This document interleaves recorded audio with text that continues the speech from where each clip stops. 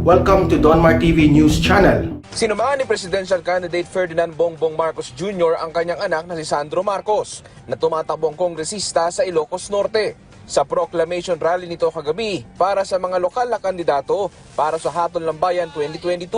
Ang nakababatang Marcos inihayag ang dahilan ng pagtakbo niya. Hindi lang ibalik ang Ilocos Norte kung saan tayo galing bago dumating ang pandemya, kundi gawing mas matibay at mas maganda ang ating minamahal na probinsya po.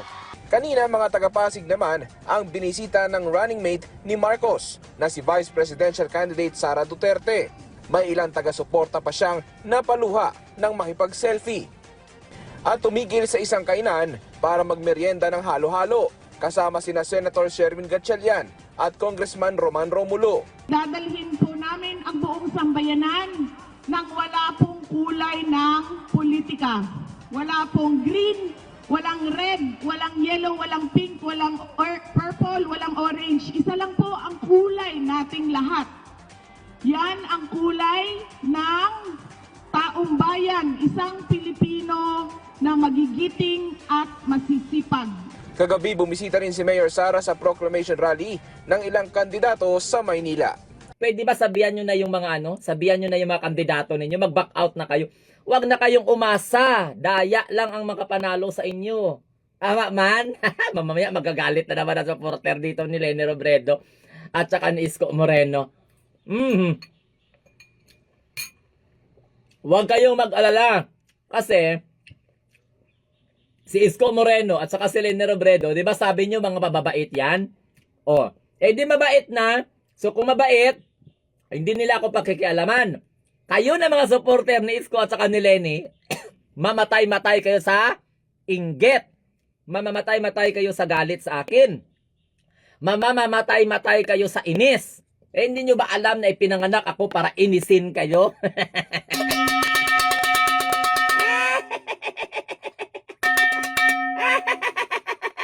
Alam nyo sa totoo lang, ang mga supporter ni Leni Robredo kung minsan, may mga ibang supporter si Leni Robredo na mga parang tumbak-tumbak. Hoy, scarecrow pa more, sibuyas pa more, lobo pa more. Alam nyo kung ano yung mga tumbak-tumbak? Ewan ko kung ano yung mga tumbak-tumbak. Itanong nyo dyan. Inggit pikit.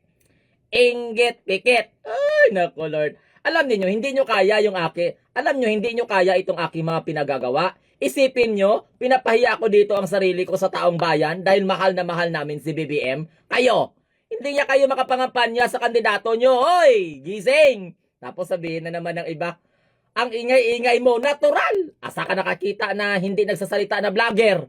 Ay to ay lang. Mo. Pag mag-comment kayo gamitin nyo yung mga utak ninyo hindi utin Ha? 1,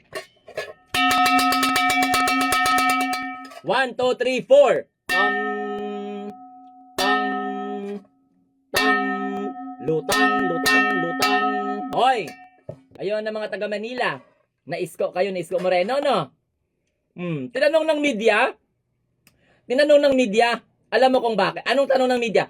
Sir, anong masasabi mo? Pinapakasuhan ka raw ng mga vendors tungkol sa issue ng Divisoria. Ang sagot ni Yorme ninyo, good luck. Pag makangawa-ngawa kayo sa kalaban nyo kandidato, akala nyo malinis kayo. Oy, sana yung mga supporter ni Isko dyan.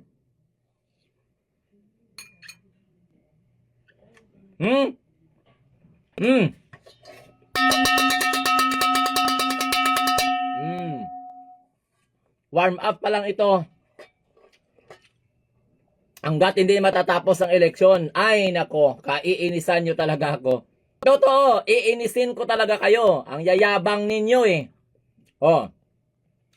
Ang yabang nyo.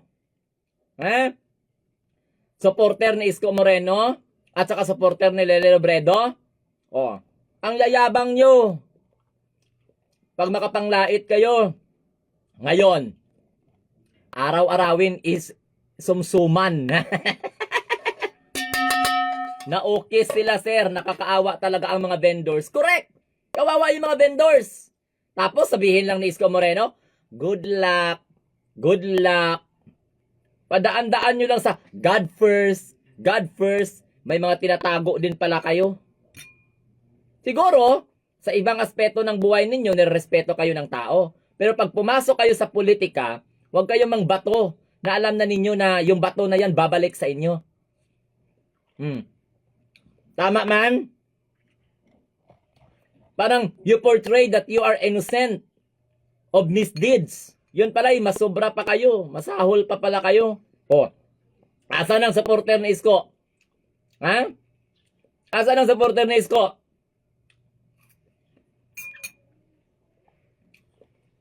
My God. Hindi nyo ba nahahalata na ang kandidato ninyo nagiging bastos na? Ang kandidato ninyo naging maninira na? Ha?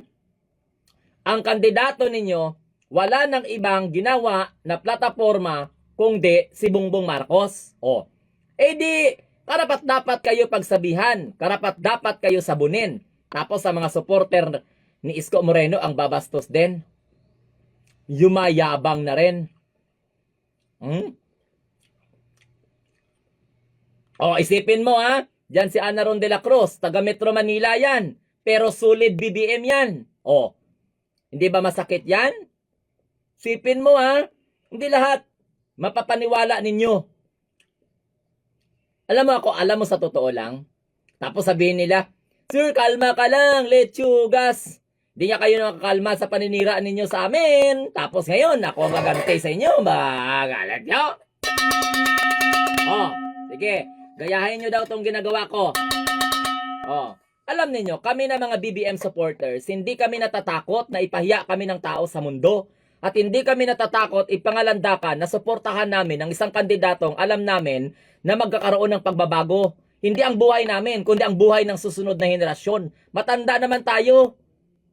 That is the reason why I am here in social media. Kalampagin ko kayo. Ha? Hindi ko naman inaaway si Robredo at saka si Isko Moreno. Kayo na mga walang kwenta. Sabi po yan ni Banat Bay. Ha? Anong sabi ni Banat Bay? Ang boboto kay Isko Moreno, mga animal. Ang boboto kay Isko Moreno, ha? Walang mga pakinabang. Yan ang sabi ni Banat Bay. Klarong-klaro yan eh. Gusto nyo iparinig ko pa sa inyo? Araw-arawin ko yan dito sa live ko. Ako ang konsensya. Ha? Ako ang pambansang kinaiinisan ng mga walang kwentang bastos na supporter ni Robredo at bastos na supporter ni Isko Moreno. Kasi akala ninyo kayo lang ang may mga paninindigan. Hindi. Tayo mga BBM, laban tayo, tumindig tayo. Ha? Huwag nating itolerate ang kahinaan ng kanilang mga IQ. Dadaanin tayo sa mga pananalita ng mga akala mo. O, ngayon, may mga baho din pala kayong mga tinatago. Imagine, para yun ito. Hail Lenny, full of grace, my vote is with you. Kailan pa naging santayan si Lenny Robredo? Lenny Robredo, tingnan mo yung mga followers mo. Oh. Pinagtatawanan ka ng tao dahil sa kinagawa nila. O, nagdadala pa ng mga pink na mga buto. Nagdadala pa ng mga pink na mga, ano tawag noon? Manikin na walang ulo. O, dapat ikaw, hindi mo itutolerate yan. Anong klase? O, asa kakandidato ilagay yung poster sa sementeryo. Eh di pinatunayan ninyo na ang patay na bubuhay. Para lang magano. O, ako dito, kayo ha. Sinasabihan ko na kayo. May mga comment pa dyan. Hindi nyo nga makayang ipagtanggol yung ano ninyo eh. Araw-arawin ko talaga yan sa totoo lang. Araw-arawin ko kayo. Naaawa ako sa mga BBM supporters na inaano ninyo, inaalipusta ninyo. Sa totoo lang. Sino ngayon dito ang kandidato na mukhang pera? Sige. Araw-arawin ko kayo. Commitment ko na ito. Alam mo, maglasing-lasing ako dito kahit hindi ako umiinom eh. Huwag kayo. Nilalait ninyo kami ng mga BBM supporters. Ay ako, araw-arawin ko kayo. Ulit-ulitin ko to na ipapamukha sa inyo. Salbahe kayo. Matapobre kayo. Tingnan mo. Disente ba yung pamumuhay ninyo? Tingnan mo tong bata na to. Ughugin na bata na to. Pakinggan nyo to. Pakinig. para malaman ninyo kung saan ako humugot ng lakas. Oh, pakinggan nyo tong bata na ito. Pakinggan nyo ha. Para at least malaman nyo, baka mamaya gumagawa ako ng kwento dito eh. Pakinggan nyo to kung gaano ito kabastos na supporter ni Leni Robredo. Sasabunin ko lahat ng mga bastos, mga taga-suporta, politiko man yan o hindi, sabunin ko yung mga walang kwentang bastos na mga supporter ng kandidato na kalaban ni Bongbong Marcos. Pakinggan nyo to, pakinggan nyo. Singro, pagtas ng rally ni campaign rally kay Lenny, mga kakamping diretso mall, kakain. Wow! Sabi na tong bata na to, pagtapos daw ng rally ni Leni Robredo, yung mga kakamping pumupunta daw sa mall at kumakain sa Starbucks. Yan na pa yung nagmamalaki mo yung Starbucks mo? Ginamit nyo pa yung Starbucks? Dun sa isa napansin ko, pagtas ng rally, uwi ng bahay, bibili ng pambigas. So anong problema?